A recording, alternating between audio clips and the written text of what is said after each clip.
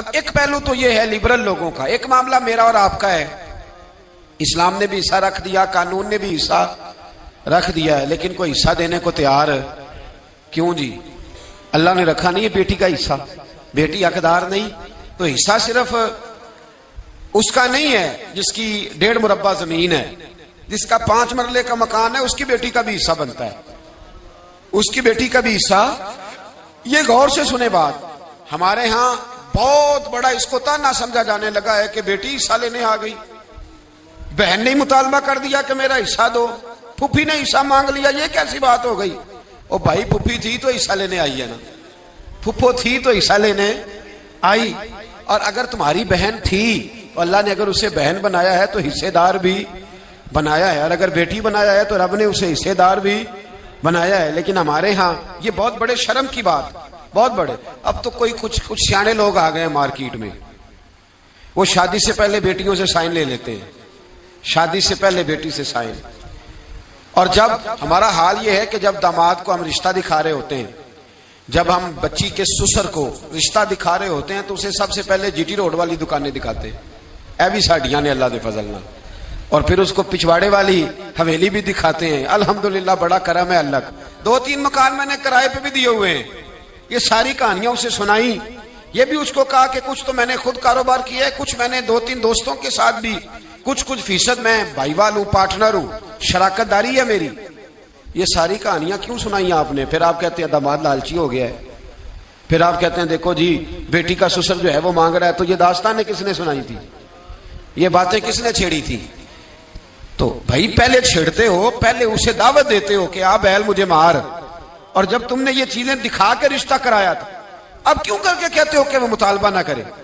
اور بیٹیوں سے پہلے سائن لے لیے ہیں، اور اگر بیٹی بیچاری آتی نہیں کیونکہ پہلے دن، اور اگر آپ ناراض نہ ہو تو اس سب کے اندر الجھ بیچاری بیٹی جاتی ہے، کیونکہ جب ہم نے رشتہ دکھایا تھا تو ہم نے داماد کو کہا تھا کہ یہ مکان بھی، یہ جائیداد بھی، یہ سارا کچھ میرا ہی ہے۔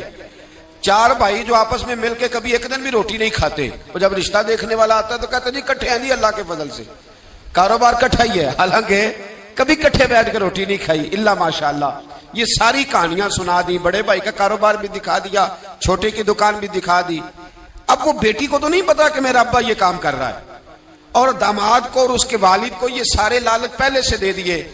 اب وہ چونکہ لالچ سے اس نے شادی کی تھی، شادی کے کچھ عرصے کے بعد اس نے کہا چل لا پھر اپنے ابے سے ایک دکان۔ جب وہ لالچ سے شادی کرتا ہے تو ٹھیک شادی کے 2-3 مہینے بعد ہی اسے ضرورت بھی پڑ جاتی ہے، اور بڑی ایمرجنسی لاگو ہوتی ہے، کہتا لا اب لے کے آ۔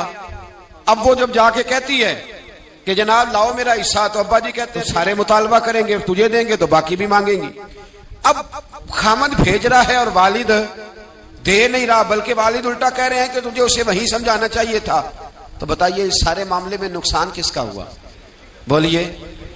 تو یاد رکھیں پہلی بات تو یہ ہے کہ یہ لالچ بناؤ ہی نہ، یہ رنگ اپناؤ ہی نہ، یہ انداز سکھاؤ ہی نہ، یہ طور طریقے بتاؤ ہی نہ۔ آپ یقین کریں 1-2 معاملات میں رشتے کرانے والوں سے ملاقات ہوئی، کچھ بچوں کے رشتے کرنے تھے تو بعد رشتے کرانے والوں سے گفتگو ہوئی، تو وہ رشتے کا بتاتے ہی کہتے ہیں جی ایک رشتہ ہے ایک بچی کا، اس کے گھر والے کہتے ہیں ہم نے کار بھی دینی ہے۔ تو میں فوراً کہتا ہوں کہ رشتہ تو ابھی دیکھا ہی نہیں، تو کار کا پیغام تم نے پہلے سنا دیا ہے۔ وہ کہتے ہیں جی ہم نے گاڑی دینی ہے، نہیں یہ پہلے پیغام دے دیا ہے، اور بچی کے نام ایک سوسائٹی میں مکان بھی ہے، شریعت نے بچی کا حصہ رکھا ہے، اللہ نے بچی کا حصہ، جس کا 4 مرلے کا مکان ہے اس کی بیٹی کا بھی حصہ، اور اس کی اہمیت ہے، دین نے اس کو بیان کیا ہے، قرآن و سنت نے اس کو بیان۔ والد اپنی قبر وزنی نہ کرے، اور میں بڑی ذمہ داری سے کہہ رہا ہوں بیٹے تیرا زیادہ ختم نہیں دلائیں گے، تیرے بعد بیٹیاں زیادہ دلائیں گی۔ اور ایک بات اور کر دوں تو میرا خیال ہے آپ سمجھ ہی جائیں گے، بیٹا اگر دعا کبھی مانگے گا بھی تو رسمی مانگے گا، اور بیٹی تیرے مرنے کے بعد تیرے لیے جب بھی دعا مانگے گی رو کے مانگے گی۔ تو بیٹی کو کیوں نہیں دیتے؟ جو اس کا حصہ بنتا ہے، جو اس کا حق بنتا ہے، جو اس کا طریقہ ہے، اسے کیوں نہیں دیتے؟ سیدھی سیدھی جنت کیوں نہیں حاصل کر؟ کب تک؟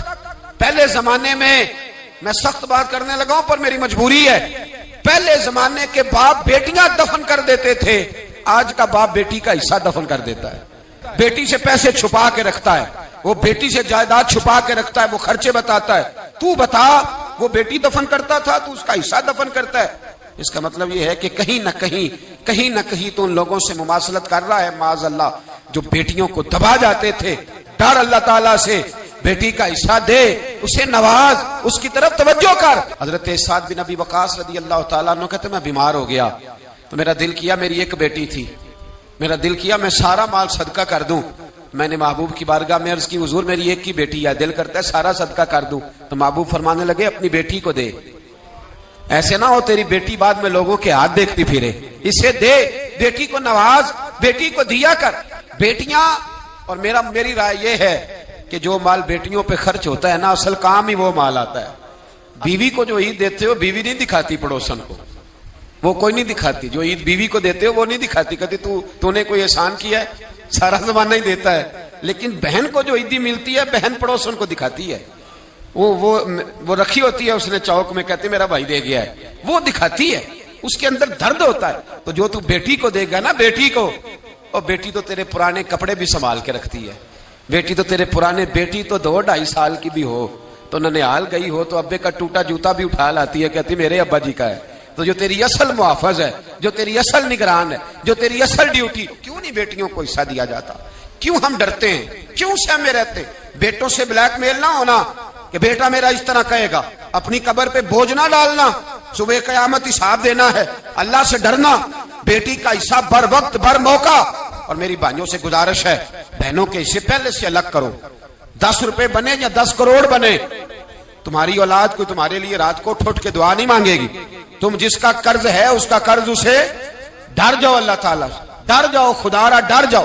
یہاں تو ایسے بھی تماشے دیکھنے میں ملے ہیں کہ 4 بھائی تھے، ایک بہن تھی، چلو بہن فوت ہو گئی تو اس کے بچوں نے مقدمہ کر دیا کہ ہماری اماں کا حصہ دو، تو چاروں بھائی جا کے بیان الفی دے آئے جج کے سامنے، ہماری بہن ہی کوئی نہیں، بیان الفی دے آئے معاذ اللہ، بہن ہی کو، کس لیے؟